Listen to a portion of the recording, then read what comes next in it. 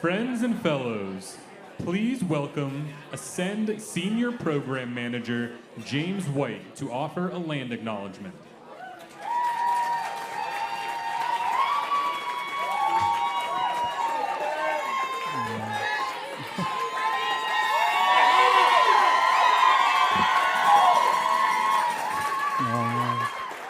Thank you.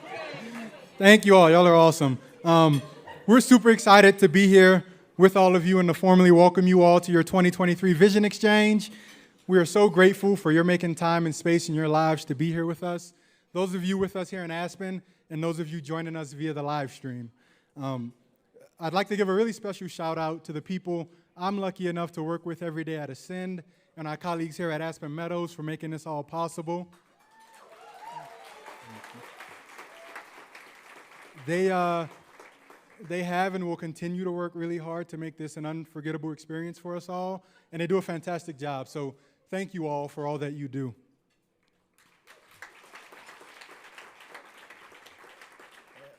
As is familiar to many of you, we'd like to start our time together by inviting you all to join us in offering an acknowledgement of the original inhabitants of the land we're on here in Aspen. And we invite those of you joining us via live stream to do so wherever it is that you're joining us from this evening. We know that the words that we offer for that purpose here and now are not sufficient to honor the power and promise of indigeneity, but it is an important part of how we enter and hold physical spaces. We look forward over the next few days to hearing more about the ways that we might live out some of the ideals expressed in these words alongside American Indian and Alaska Native communities as we do this work. The Ute people are the oldest residents of what is present-day Colorado. They enjoyed a sacred relationship with the natural environment long before discoveries of gold and silver brought European colonizers to this land in the late 1800s. Actions taken by those colonizers that included genocide, ethnic cleansing, and forced removal led to swift and sharp declines in Colorado's indigenous population. 2022 census data estimates that roughly 100,000 people identifying as American Indian or Alaska Native reside in Colorado today. The Ute Mountain Ute and Southern Ute Indian are the state's two federally recognized tribes. The Arapaho, Apache, Cheyenne, and Pueblo are among other indigenous nations native to Colorado. Utes and other American Indians are our friends, they're our neighbors, and our colleagues with a past and a present, as well as a future. And we're all better for recognizing and honoring the ways that we benefit from indigenous wisdom and culture. With that, please join me in welcoming to the stage devoted educator, passionate advocate for justice and opportunity, and always enthusiastic supporter of Ascend and all of you, Aspen Institute President and CEO Dan Porterfield.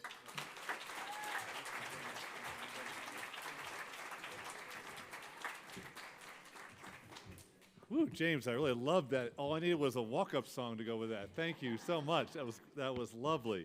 Good evening, everybody. It's such a pleasure to be here with you, and a big, hearty welcome to, I think it's 6 cohorts now of Ascend Fellows. That is amazing. We also have here one cohort of SOAR Fellows. Thank you, SOAR Fellows, for being here. We have superb philanthropic partners who are here with us. Thank you to all the partners who have made this possible, not only this convening, but our fellowship and our work. I'm so excited that we have the Ascend team here strong, led by the one and only Ann Mosley.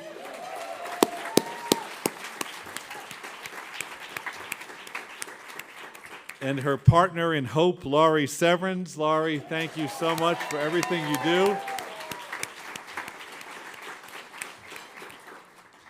These two women and the entire Ascend team are making such an impact all across the Aspen Institute, all across society, all across the world. And I'm so delighted that we had this chance to be together. Having grown up in Baltimore City as the one of, is your name tag Joseph? All right, Joseph, thank you. Having grown up in Baltimore City as one of 2 children of a single mom who went to college in her 30s and kept going to school while she was also working until she earned a PhD years and years and years later, and wrote about the history of sex workers in the American West, a topic that might not have come out of somebody who had a different background, but came out of her background because of the life she lived, the way she was raised, which included growing up in foster care. I know how important your work is and how eminent the families and communities are that you serve. Thank you so much.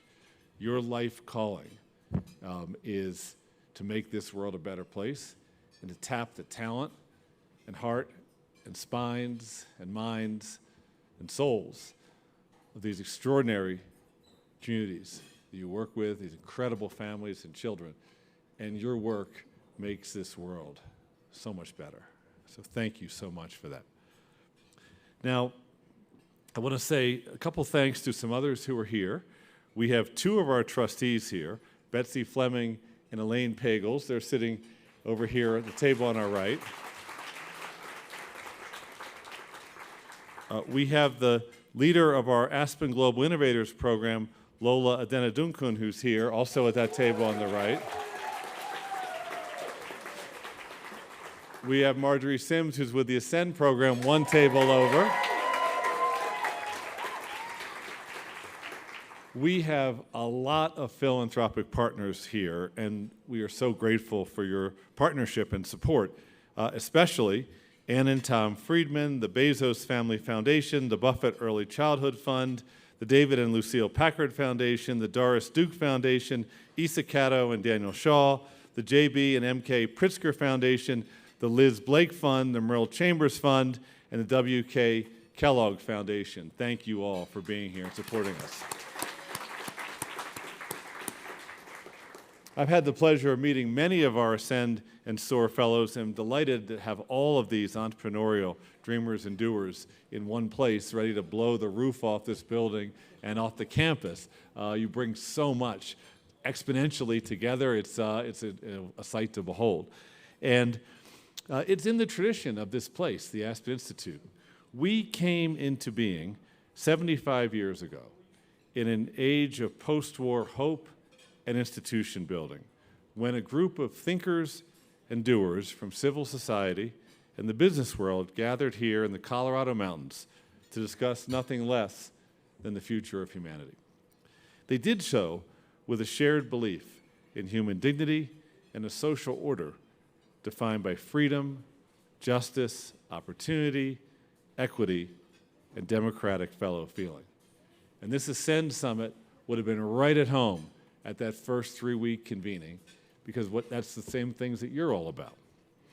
From that first convening, our ever-growing institution has pursued a bold purpose, which simply is to ignite human potential, to build understanding and create new possibilities for a better world. Today, Aspen has actually 12 Aspens in countries as diverse as India, Mexico, the United Kingdom, and yes, Ukraine, where our 9 colleagues are just about the bravest people I've ever had the pleasure of supporting. Thank you. We have roughly 20 fellowship programs. Now, the Ascend Fellowship Program is the advanced one. There's so many of the ways that Ascend works that are cutting edge and that are influencing other Aspen fellowships. It's really remarkable and inspiring because the ethic that Ann and Laurie have brought to this fellowship is let's keep innovating. Let's keep listening and partnering with the fellows. Let's keep getting better. Let's keep being more bold, more creative. Let's keep challenging ourselves, not to have the same conversation, but to have a new conversation, because new ideas and new partners, including the parents themselves, have something to offer. But there are 20 of these fellowships all across the Aspen Institute. One of our big hopes and goals is that these fellowships will someday be connected in a more explicit network, not just the tacit one we have today, so that if you're working in Tulsa or in Philadelphia or in Denver or in Baltimore, you can connect with all the other Aspen-trained people that are in those same places and more. Or if you want to find more people to partner with you on family strategies to address generational inequity, or you want to think more about how to involve employers more productively in providing things like portable childcare and support for family needs, or if you want to think together about the kinds of policies, levers we could pull to make sure that more families aren't living on the edge, you should be able to connect across this whole Aspen network of leaders, which could be about really 15 or 20,000 people strong, like you, who have had a powerful experience through a program at least almost as good as the ones that Lola and Ann and Laurie have built. And that's part of our vision for tomorrow. The Institute has roughly 20 programs that are working like Ascend, including Lola's program, to find practical solutions to critical problems in partnership with those with whom we work, which includes, in a big way, students at community colleges, opportunity youth, Native American youth, rural communities, and so much more. It is our calling as an institution to try to build a free, just, and equitable society, and to do that through dialogue, convening, leadership, and the hard work of collective impact to enable real change. So as Ascend Fellows and as a SOAR Fellow community, you embody that purpose and make the Aspen Institute quite proud that you're associated with us. I hope you feel the same way. Your work, whether it's with systems that are serving families and communities at the state level, or higher education, or early childhood education, or mental health, or brain science, or so much more. What you're doing is you are helping to tap the greatness that lies inside of the families and communities that we serve, and you're doing that with a relentlessness to bring equity so needed to our world now. We thank you so much for that. It means a great deal to everyone in the Aspen Institute that this program, a flagship program of the Aspen Institute, has attracted leaders of your quality and commitment and courage and vision and wisdom, and in some cases, youth. It's fantastic to have you as a part of this community. Thank you so much. So this second biennial convening that Ann and Laurie have put on has got a lot of great thinking that's gone into it. I was just flipping through the agenda earlier today and saw the themes like mental health, civic imagination, Black maternal joy, the wisdom of Indigenous communities, raising children with love and in love. These are fabulous topics. It reflects the way that Laurie and Ann and the whole staff talk to you and think with you what is important, and then try to build an agenda that speaks to your knowledge, wisdom, questions, needs, and passion. And it's fair to say we wouldn't have come up with this convening topics 5 or 6 years ago, but we're learning and growing as an organization. It's one of the things I admire so much about the Ascend program. So we hope that this is a time for you to share inspiring stories, to challenge each other in strategic ways, to have a blast together, to pour water back into the emotional reservoirs that you draw upon when you're back doing your work. Each one of you is carrying so much responsibility and is doing that in partnership and joy with the families that you value, that you try to help. I'm so excited that you'll have a chance here to hear from local families with Valley Settlement, which is doing phenomenal work, 2-gen approach here in the Roaring Fork Valley.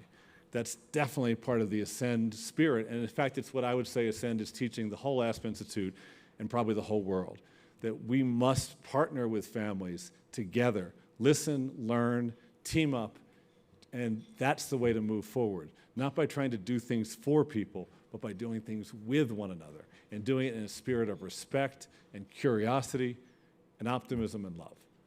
Thank you so much for being here. I know you're now going to get a chance to really see and hear this fellowship in action with some phenomenal speakers who bring to this stage an abundance of experience and wisdom. So thank you all for being here, and have a great summit. Thank you.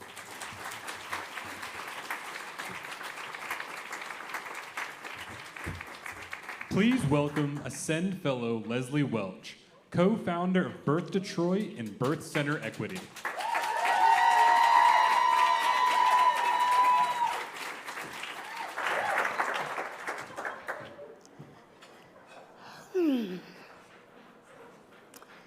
Imagine a world where birth is safe, sacred, loving, and celebrated for everyone. Imagine birthing in a community birth center like Birth Detroit, designed in response to the hopes, dreams, and needs of the community it calls home. If you feel comfortable, I invite you to close your eyes and dream with me. You walk through the door so happy to receive care at a birth center right in your neighborhood. You, your partner, and your children are greeted by name, maybe even with warm hugs. You're asked how you are doing, and you can tell that the person asking genuinely cares. In the exam room, you feel at home with the warm colors and cozy furniture. Your partner feels like they belong there too, with ample seating and posters celebrating Black and brown fathers and disabled, queer, and trans bodies. Your midwife greets you, and you remember how relieved you felt the first time you met, knowing they were from your community. They welcome the whole family to the visit. Your kids listen to the baby, and they get to see them on the ultrasound. Your midwife asks about how you've been feeling physically and emotionally, what you've been eating, and how much rest you've been getting. They talk with your family about ways to connect with the baby and how they can support you. It's unlike any healthcare appointment you've ever had, and when it's time to leave, you almost don't want to go. When you go into labor, there is no frantic rush to the hospital. Instead, your partner calls the midwife. The midwife reminds you what active labor looks and feels like and how to know when it's time to come in. And hours later, you're on your way.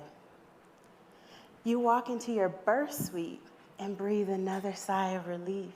Your midwife is there and has prepared for your birth journey. You feel loved, knowing you can labor where and how you feel called to. Your power playlist is coming through the speakers while you move and sway and breathe. You walk some, you move to a birthing tub. Labor is hard work, yet your surroundings are soft and gentle. You feel seen, heard, honored, and supported, and it eases any concerns you had that you can't do this. Soon you feel your baby's head emerge, you change positions at will, responding to the knowing in your body. The surges come with more intensity, and soon the newest member of your family arrives in this sacred container of love, and everyone and everything is forever changed. Birth has the power to heal and to transform our economy. Right now in the United States, it is costly and our outcomes are poor. Birth is costly and our outcomes are poor. Our baseline is mere survival right now, yet our goals should be so much grander. With right investment, we can create birthing environments and grow an economy where so much more is possible. In a beloved economy, how we enter the world matters. Connection, cooperation, and care are ethical and economic priorities. Abundance is real, and capital flows in ways that truly support health and well-being. In a beloved economy, safe, quality, loving care across birth settings is not the exception, it is the rule. Midwives are trained and licensed healthcare providers who specialize in birth and the reproductive life cycle. A birth center is a freestanding home-like place where prenatal care, postpartum care, and birth care are provided by midwives. A community birth center is one where safe, culturally reverent care is provided for all, by midwives who are representative of the community it calls home. Research shows that benefits of birth center care are extensive, including healthier birth outcomes, better birth experiences, higher rates of breastfeeding, greater autonomy and respect, and lower overall costs to families, payers, and health systems.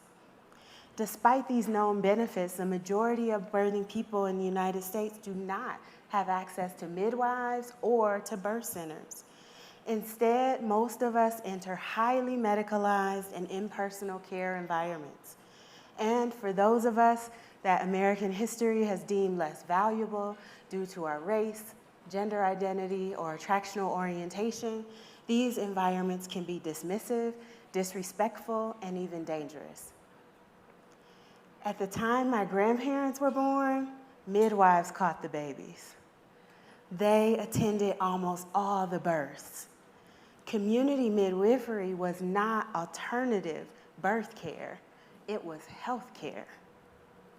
Then in the early 1900s, government-backed campaigns, targeted legislation, and economic divestment moved birth out of the hands of midwives and communities and into the hands of obstetricians and hospitals.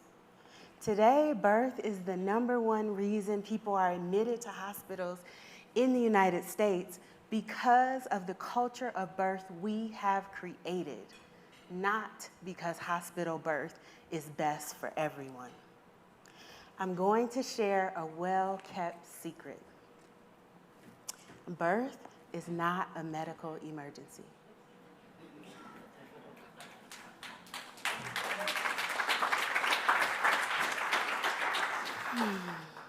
Childbirth is a natural physical process, and for most people, it requires little to no intervention.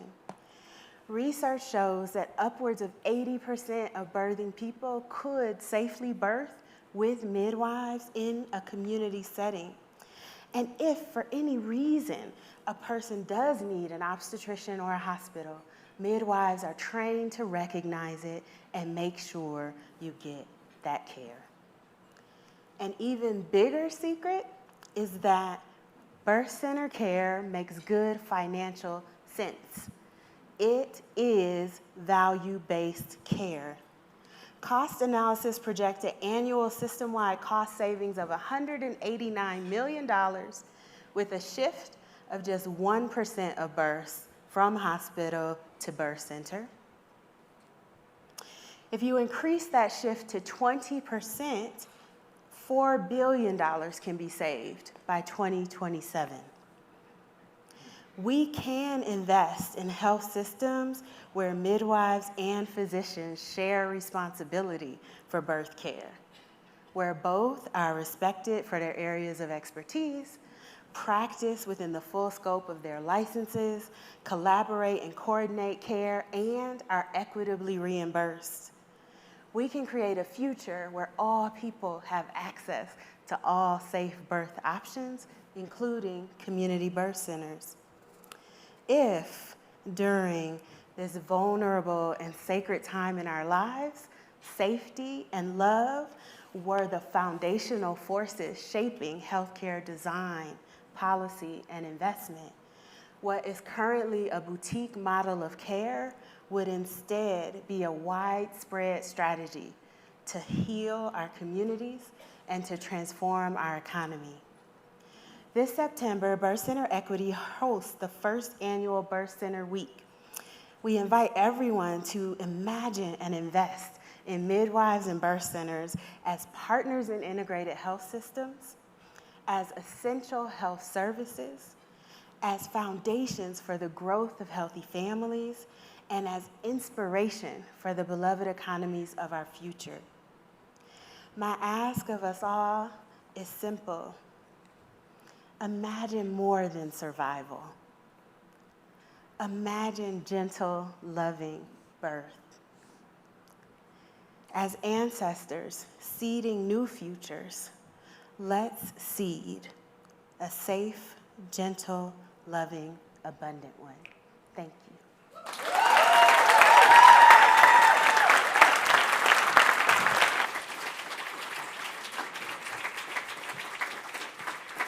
Please welcome Dr. Nathan Chomolo, Medical Director for the State of Minnesota's Medicaid and Minnesota Care programs.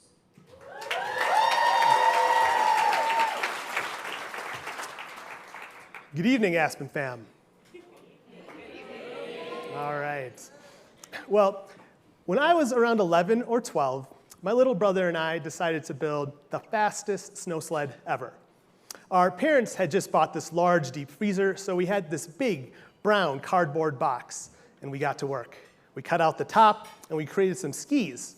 And then we decided we probably need to lift it up to get down the steep, snowy, covered hill in our backyard. So we spent a little bit of time on struts. We started making the struts to lift up the sled. We spent the bulk of our time on what we thought would really make our sled race ready, using Mr. Sketch markers to make it all styled up. You know, the type you'd pop off the cap and take a long, deep sniff? My favorite was always blueberry. Well, as anyone who's gone sledding could predict, our amateur design and engineering didn't hold up so well. We hit that first bump, the struts collapsed, our sled was no more. So, why am I telling you a story about a failed cardboard sled? Well, I was at a talk on early childhood systems several years ago, and the speaker said something that really stuck with me. She said, we need to build equity into the walls, not just the wallpaper. And this idea of examining the core of our systems, the walls of our house, the struts of our sled, and focusing racial and health equity is what's guided my work as a physician and a healthcare systems leader ever since. Yet we aren't building a cardboard sled from scratch. Our healthcare system needs reconstruction. And as we rebuild, we also need to reconstruct our ideas of what progress towards racial and health equity looks like. Over 115 years ago, sociologist and civil rights leader W.E.B. Du Bois talked about the impact of structural racism and social drivers of health on the health and well-being of Black Americans. In his 1906 report on the health and physique of the American Negro, he put forth recommendations and proposals that were based in community education and focused outreach. Unfortunately, the leaders at the time did not heed his call. 75 years later, the Institute of Medicine put out a report on, 75 years later, the Institute of Medicine put out a report on healthcare in the context of civil rights. Their report did detail those persistent health inequities and gaps, and they either directly or indirectly pointed towards, their quote, the medical care decisions of minority community members. Thank you. A lot of their recommendations reflected this belief. They called for more research, more data, more reports, more wallpaper and markers to dress up racial health disparities. 22 years later, the Institute of Medicine put out another report, 2003's Unequal Treatment. This time, they did call out the history of racial segregation, of healthcare systems policies, and of bias in providers and stereotyping in providers that significantly impacted healthcare outcomes.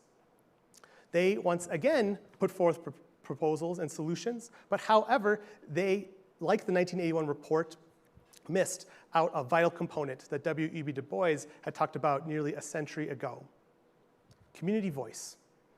There was no sections in the report that focused on what communities experiencing health inequities thought was the path forward, let alone ideas on how we get there. So placing blame on our communities that are experiencing health inequities without giving them the opportunity to seek input, without following their lead, this is what has contributed to the health disparities that we see today and continue. And it's a way to dodge accountability. It's created a disconnect between our healthcare policies, our public health policies and payment, and the priorities of Black, American Indian, and other communities of color.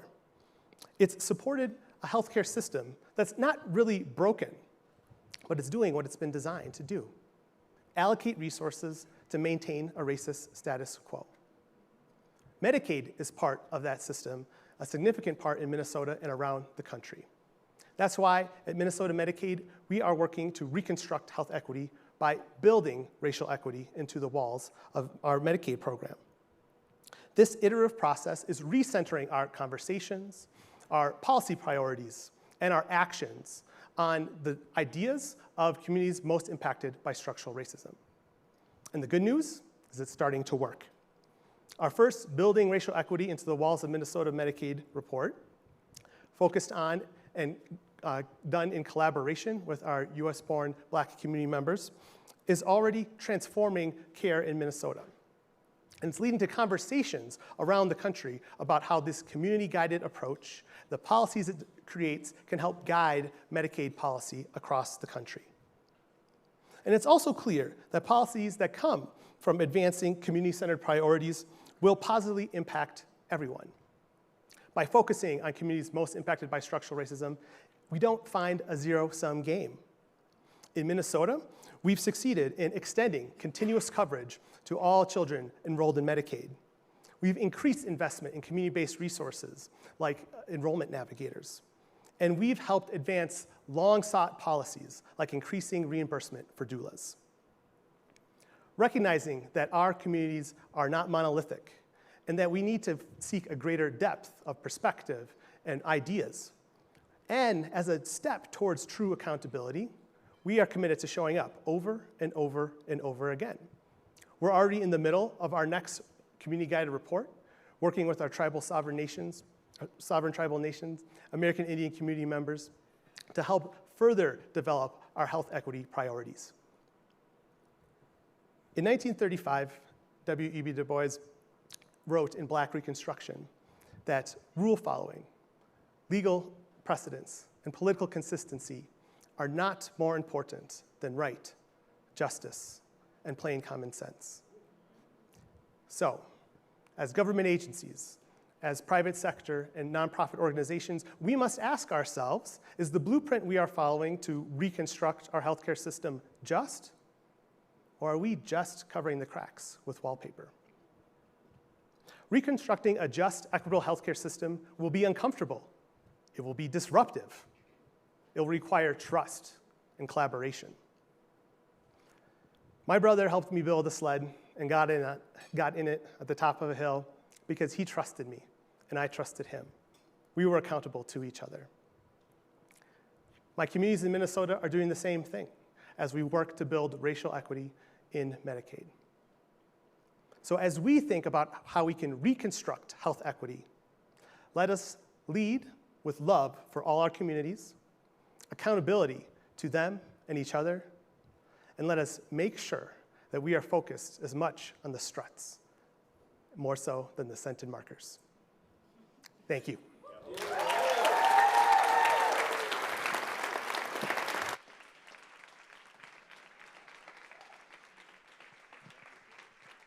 Please welcome Ascend Fellow Dr. Michelle Sarche, professor at the Centers for American Indian and Alaskan Native Health at the University of Colorado Anschutz Medical Campus.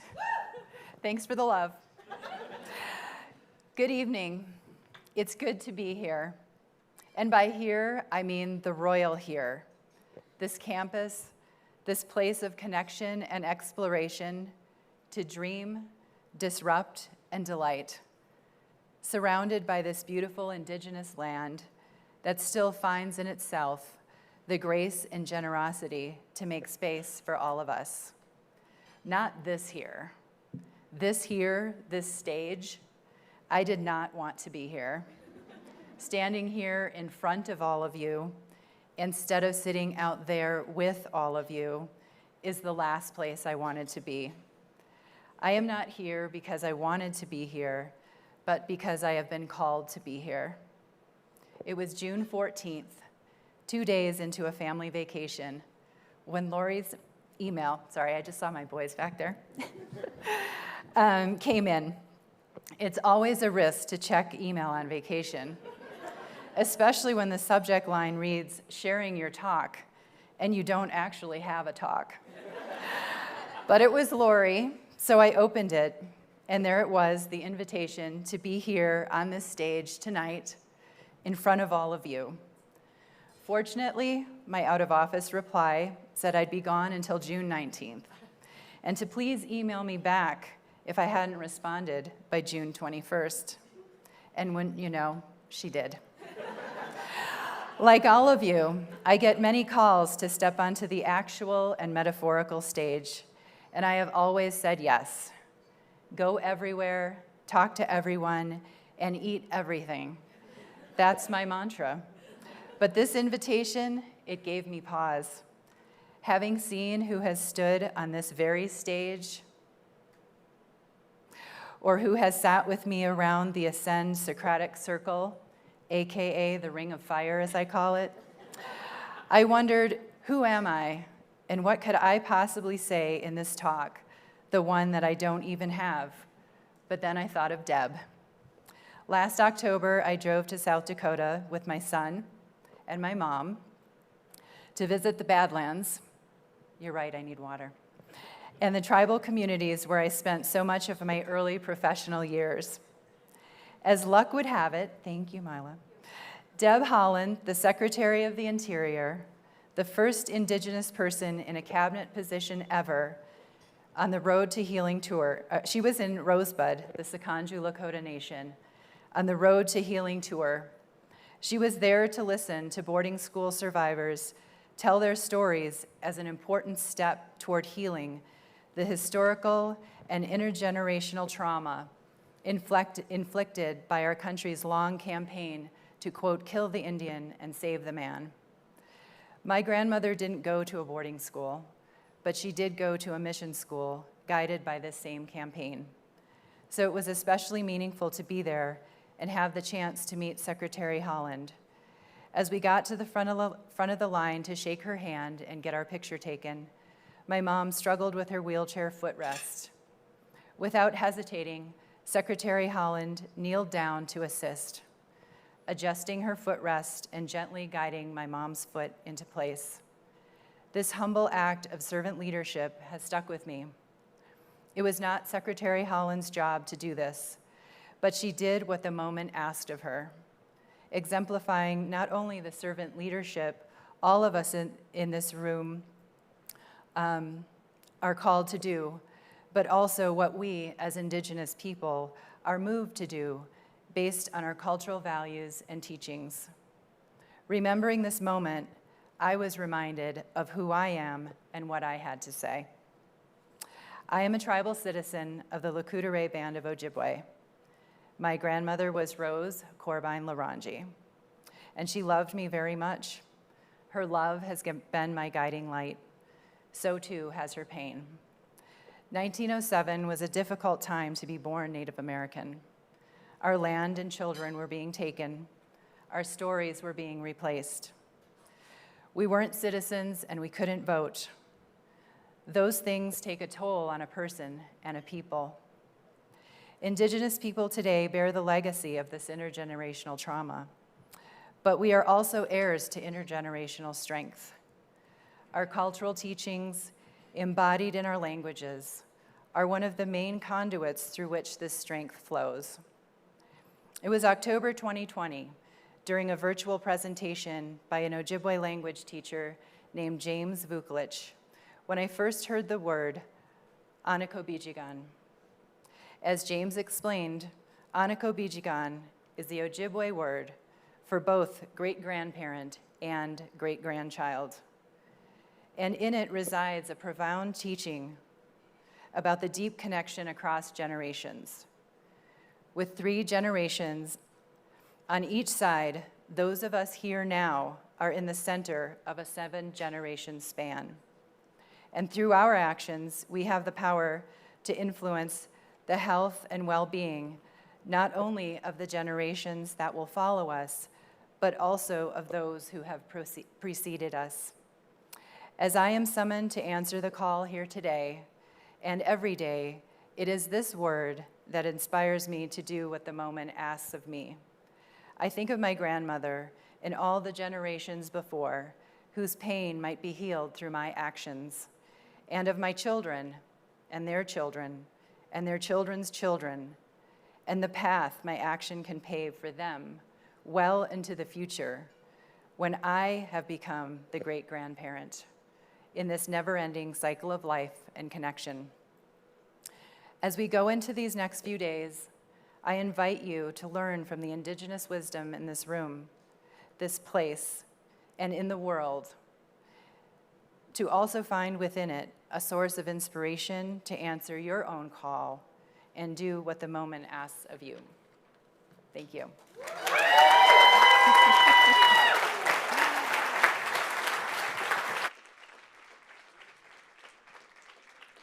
Thank you, Michelle, Nate, and Leslie. Now please welcome Ann Mosley, Aspen Institute Vice President and Founder and Executive Director of Ascend at the Aspen Institute.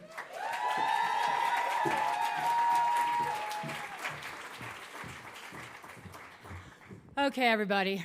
Hello? I'm kind of feeling like it feels really formal. Does it? Or is it just me? I can't hear you. A little bit? All right, can everybody stand up, please, just for a second? Just stand up. Stand up. All right, Cutthroat Trout is sort of saying something to all the other people. Oh, okay, everybody stretch yourself and reach up for that star. That star. That North frickin' Star. That is probably the one question we would all answer with beautiful, colorful language about why we're all here. Our North Star is so that everybody can be where they want to be. Everybody deserves a life of dignity, respect, love, and that's what we're about. It's about family at the center. My family's a little funky, and I love them to death, and they still keep me, thank God, because I bid all your houses for every holiday. But this is our family, and it is a beautiful family. And so before we sit down, let us give a serious love note to Nate and Michelle and Leslie for kicking us off with your voice and your heart and all that you do.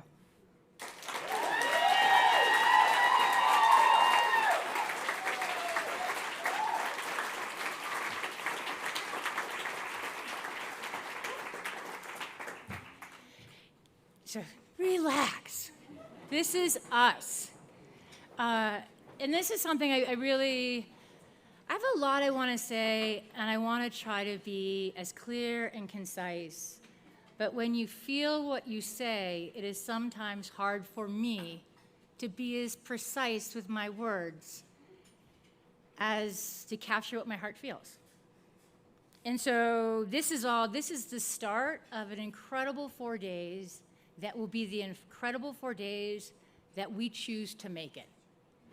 It will only be what we choose to make it.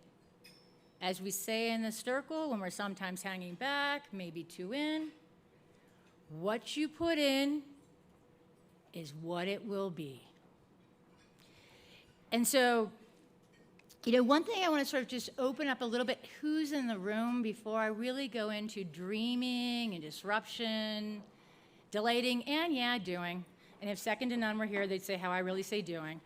Thank you. We have trustees in the house.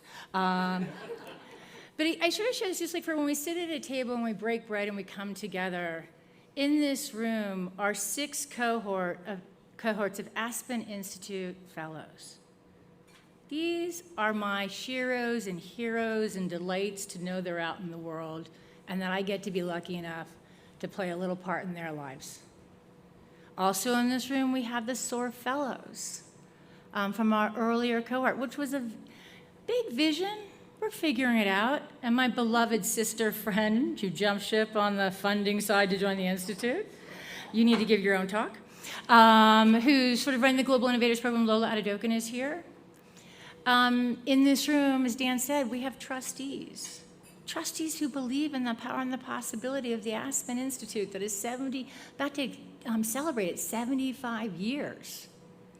just as we think about the 75-year milestone of the UN Universal Declaration of Human Rights, that at its core says everyone deserves dignity, everybody deserves safety, education, homes, livelihoods, and for their culture and their essence to be seen and respected and protected.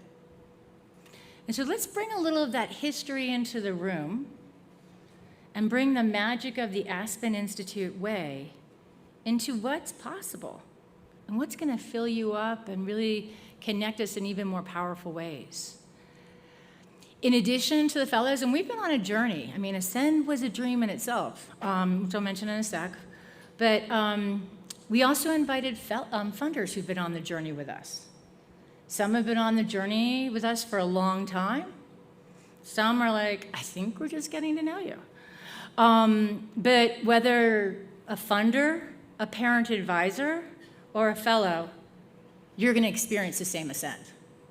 And so for here, as we go forward, and we had a conversation as we go into our Socratic circles, this is a place to be in relationship and talk about the big ideas, the big challenges, and as we say in the fellowship, you don't come in here with your accomplishments and your accolades and your fancy stuff. You come in with what is keeping you up at night. And I haven't been sleeping well for a very, very long time. I hope some better, but this is about not wasting time with fluffery. It's about being real, it's about being human, and about opening our minds, our hearts, our power, our privilege, our possibility to see something, to be something, to do something we have not yet done. And so in these conversations, funders, you're all in. You'll get the same questions, the same rules of confidentiality and sacred circles when we're in seminar, and then it goes out a little bit. But we cannot break, we need to break down and tear down the walls. Because if we stay in this sector, or that sector, or this organization, I think it's bigger than all of us to really create the world we have yet to experience. So I'm going to ask you for one moment to close your eyes. And thank you, Leslie, for asking permission. I don't. But I want you to think about and just imagine, have a whole new vision for what civic participation leadership looks like. And imagine it's 2030. Imagine an Ascend Fellow is in the White House. And that fellow is in the White House because the promise he made our country was to leave no one behind. I serve all. Imagine that. Imagine a new generation of values-based, mission-driven, diverse leaders from all experiences as governors, senators, mayors, neighborhood councils, school boards. Imagine bipartisan, but frankly, ascendant family council, family well-being councils in every single state legislature, putting all families at the center. And then lastly, remember, what if we had family councils where it was literally those that are most proximate to the problems, to the pain, been disproportionately impacted, but hold the wisdom that we have an entire new structure that puts them at the decision-making and the leadership tables, and with respect and, yes, compensation that meets their expertise in all public, private, philanthropic, community organizations. Boom. We can do that. Imagine, as Leslie said, every child is born loved, healthy, ready to learn, valued equally and equitably. Every parent, birthing person, family is seen, respected, and supported and has choices. Imagine a health system and a hospital that's got, our beloved Kimberly's Yelp app that starts with the question of, how can I care for you? What do you need? And respond to meet the health and economic well-being, the totality. Imagine a world where we meet families where they dream. What it could look like if we live in a world of love, justice, opportunity, and a culture where the love ethic abounds. Imagine fully funded Black birthing centers in Detroit and every city. A birthing center that is of and for that culture, or a healthcare system and a mindset that reflects the communities they serve and how they want to be served, no matter where you are. Imagine post-secondary pathways, especially tribal colleges and historically Black colleges and universities, as flourishing places of possibility and innovation that are leading the way for the thousands of educational institutions. And lastly, imagine all families are safe.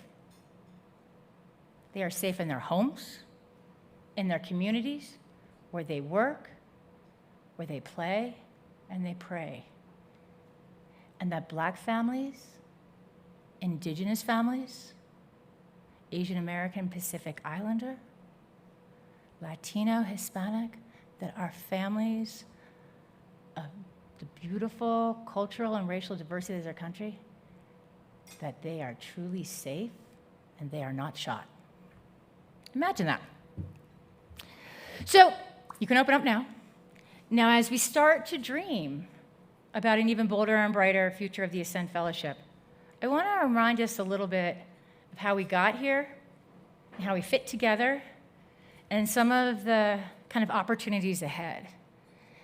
And one of the things I had a bit of an aha when, kind of in the last couple of years, because there's ways you talk about where you start and where you got created, but one of the things about Ascend, that I'm a big we person, not an I person, and that's the whole story in a book probably that you've all already written.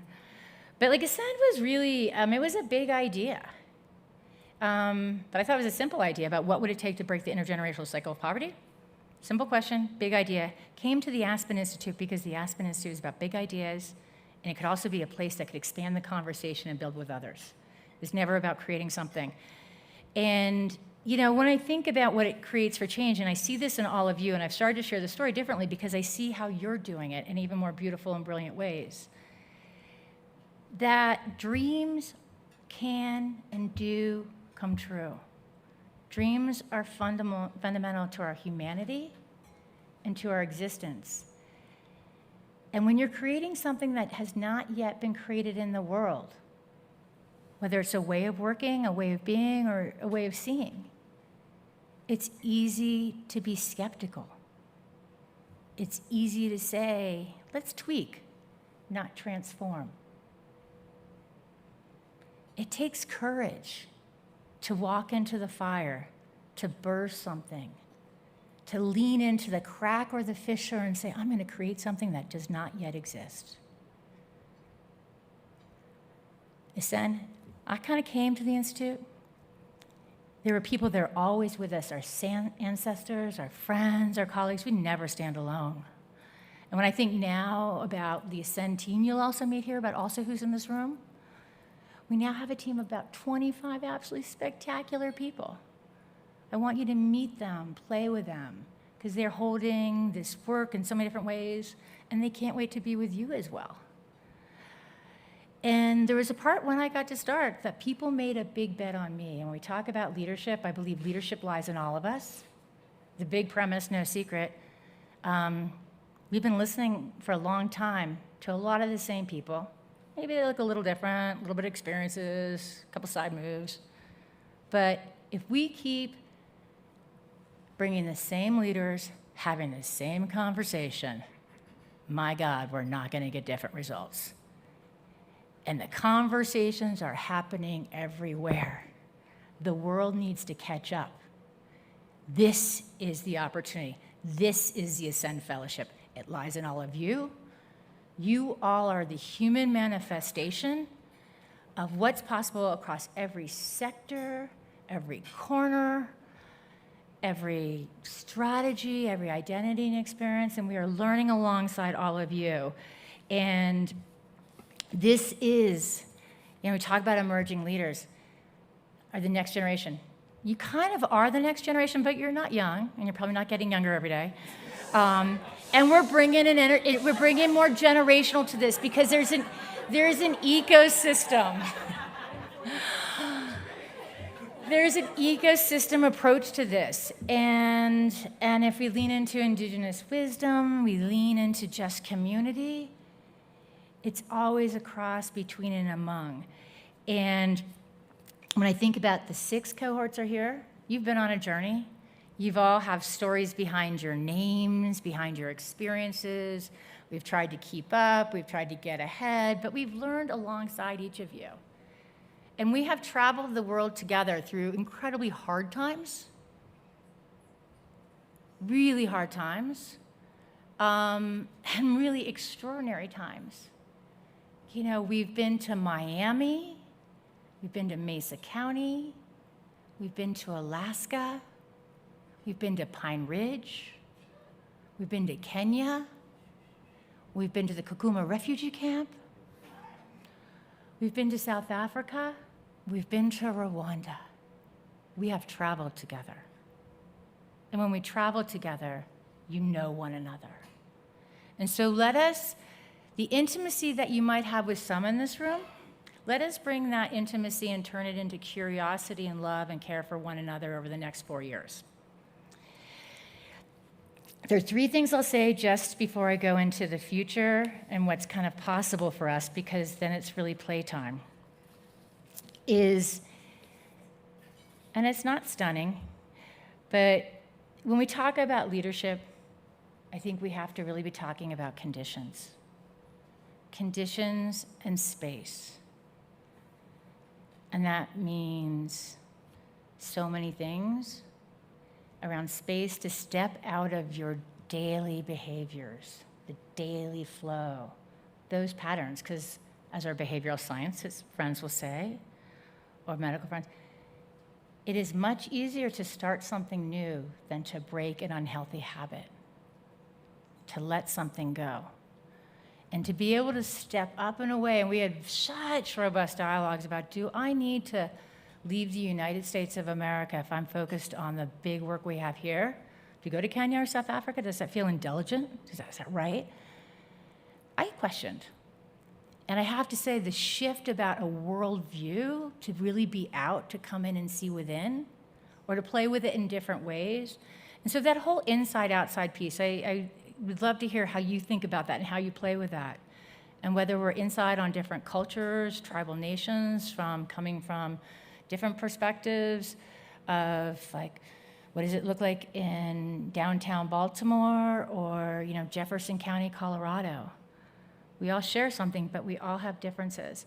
And that is really within our strength to play into that difference and to be curious and to hold one another. And so keeping that space and keeping that space for this campus for you, that's what it's about.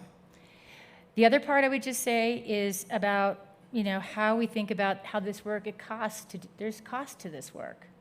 And where does the fuel come from? The fuel is spiritual. And we have to think about sustainability.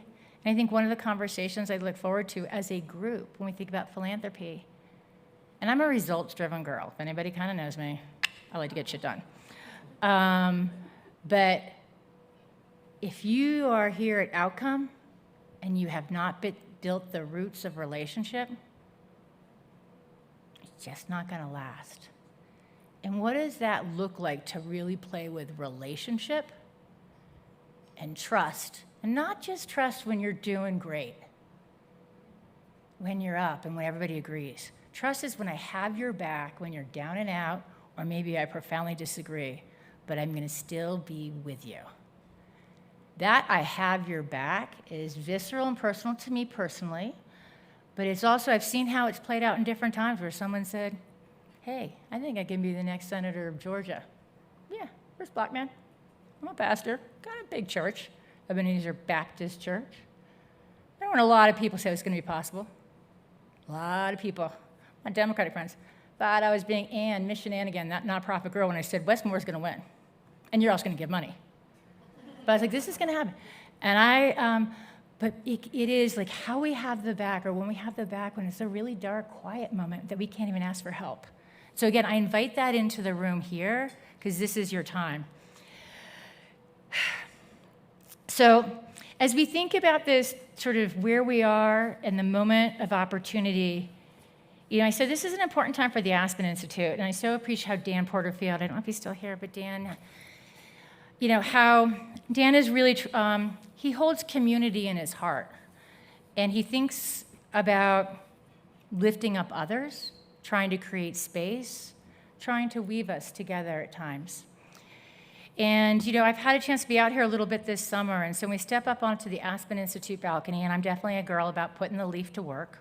Let's go. But I wanted to say we were very intentional that when we constructed this agenda to have seminar time, strategy time, somatic time, silly time, and even a little bit of stage time. And you'll see I have no idea how it's going to go. And if anything goes wrong, it's not Lori, James, Sheedy, Tiana, Kimberly, anybody. It's me. But we put a little thing of playing with the Ideas Festival to have like a public program just to pop up on stage later. We put out ads in the paper. Like literally, if you want to come. Like if you want to come about these ideas. Yeah, Christine, rock. We reached out to all the early learning centers, the K-12 school system. I now have a dialogue group with the principals because we're running a strategic planning process to a retreat. Not the perfect time, but can we send all our teachers? I don't know who's going to show up from the Red Mountains to down the Roaring Fork Valley, and we're going to have a barbecue, but we're going to have fun because it's about just playing with it a little bit differently. And for our moderators, I'm really, really honored about the moderators that we've assembled and pulled together, which is part of our vision to also think about how do we think about building out, among others at Aspen, a diverse and growing and dynamic group of moderators. But I want to really give a special shout out to Angela Cobb, John Simpkins, Cordell Carter, Tina Fernandez, Kristen Grimm. Each of them, you guys can even wave, it's family. But each of them are connected to other fellowship programs. They have other powerful institutions and organizations and work they're doing.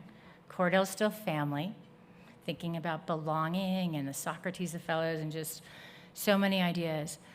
But we all came together and they were excited to say yes. And they made a choice because it's been a long time here to say yes because they wanted to be here with you. They wanted to be part of this moment and this conversation. And so we're weaving together not only who we are in this Ascend Fellowship community, but we're also really trying to weave that in internally within our own Aspen Institute family. And so as we close out, I just want to underscore and lift up that we are truly at a generational moment of opportunity and obligation to realize an intergenerational family prosperity and well-being with justice, joy, and respect for lived experience and expertise at the center. The Ascend Fellowship is at its own inflection point and positioned for a quantum leap forward. We are a community of incredibly diverse and dynamic leaders, connected in relationship and purpose. Let us collectively imagine the future possible and the power of the Ascend Fellowship community. Our community of 120 Ascend Fellows will double in the next 5 years as we deepen and accelerate the pipeline of fellows with annual cohort launches. Together, let's build and organize the next level of Ascend Fellow alumni strategic engagement, activation, innovation, and that strategy that will not only move the needles purposely and powerfully, but in a way that tends to our garden of brilliance, trust, generosity, and mission focus. Let us be the seeds and plant the seeds for tomorrow. As I always say, change happens at the pace of trust, and this work is hard. This is not project or piecemeal work, and this is not the work that any one organization or sector can do alone. We need each other, and we need to care for one another. At a time when there are forces and public leaders who are hell-bent on cultivating a culture of fear, division, polarization, let us remember the wisdom of Chimamanda Adichie and reject the danger of a single-story trap. Let us not allow history to be falsely rewritten. As we face the fires of now, and whether it's our Mother Earth who's not sending signals but screaming at us, or the fires that are alive in our heart, let us face and walk through those fires while fiercely protecting and expanding our sacred circle. Let us then be one of your places of home.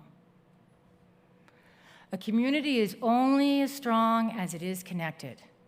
Together, we will create our future. We invite you, again, help build, co-create, test new ways of working to achieve more meaningful impact collectively, and again, to care for ourselves.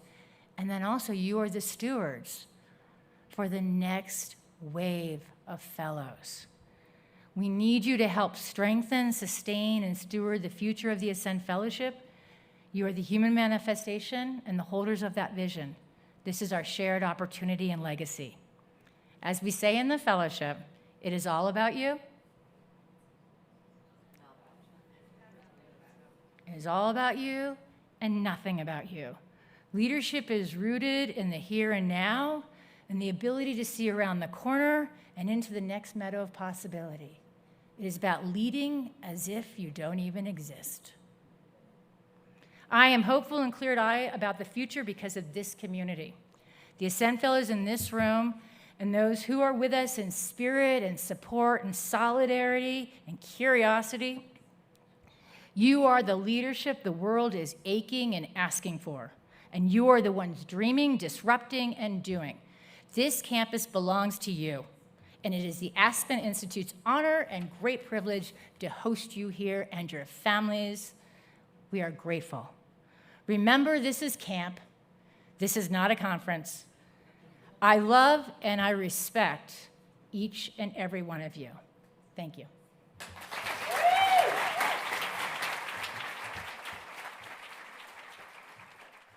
Now, can we give a little bit of love for Tiana McCoy?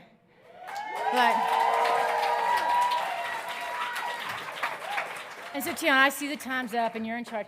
But so, one of the things that I love about my dear friend Tiana, and I want to